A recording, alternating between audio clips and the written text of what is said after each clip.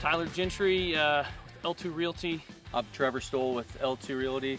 We're out here on a 98-acre tract, setting trail cams and dumping corn. So what we're doing is putting out these trail cameras, trying to get imagery of deer. This one's sitting a little high, so we're going to kind of show you the best way to set a camera. That way you're creating an optimal frame.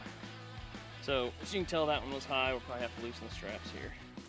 The best way to do this is you get down on the level with the camera, and most cameras are going to have some kind of shelf or platform or something that sticks out, and you can use that to base it on how parallel that is with the ground. And so this one was square against a tree, but it was kind of shooting up.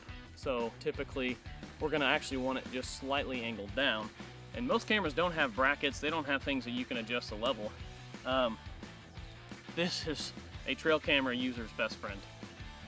So it's very simple. You kind of figure out where you want that, and you're gonna stick I've used sticks, I've used corn cobs, I've used rocks, anything that's gonna be able to tilt that camera down. And this stick actually might be a little small. Let's get a little more girth to it. So now we look, that's about perfect.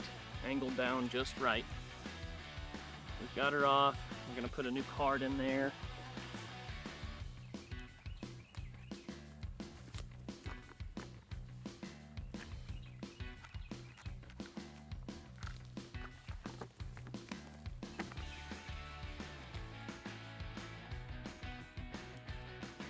And sometimes these cameras will have viewers. And what you can do is turn it on live view, depending on your brand, and you should be able to see the frame. So like right now, Trevor, if you want to back up, we'll look at that viewer. And sometimes I almost prefer it cuts the head off of a guy, because it takes a really tall deer to be as tall as a person. So that's pretty good frame there. I like to have maybe a third of this guy showing. I'm good with that. Cinch down our straps so we don't have a bunch of stuff blowing in the wind and getting caught up.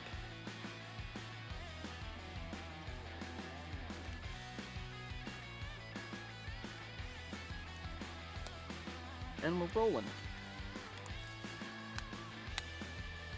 Another good thing you can do is, I'm looking here at the camera and we've got some frillies, extra vegetation growing around it. I'm gonna rip anything off that I can, because you might not come back for 3 months, and what doesn't look like a problem in 3 months could be covering everything. So don't worry, this isn't poison ivy. It's actually Virginia creeper. Not gonna do anything to you. It's actually pretty good deer food.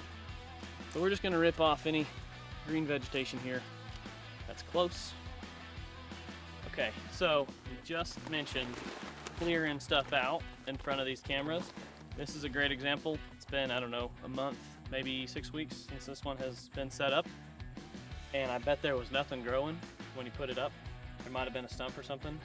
But clearing everything off around the cameras is really important, because if you came back in 2 months from now, you're gonna have a lot of pictures of leaves. Call that good. Put a little corn out right here in front of us, and we'll come back. We'll check this later. Reason for this, I don't want, the wind gets blown in here, I don't want all this stuff setting it off, the camera off, and we're not getting pictures of critters. Plus this is gonna be a little thicker than we want for when deer are in here.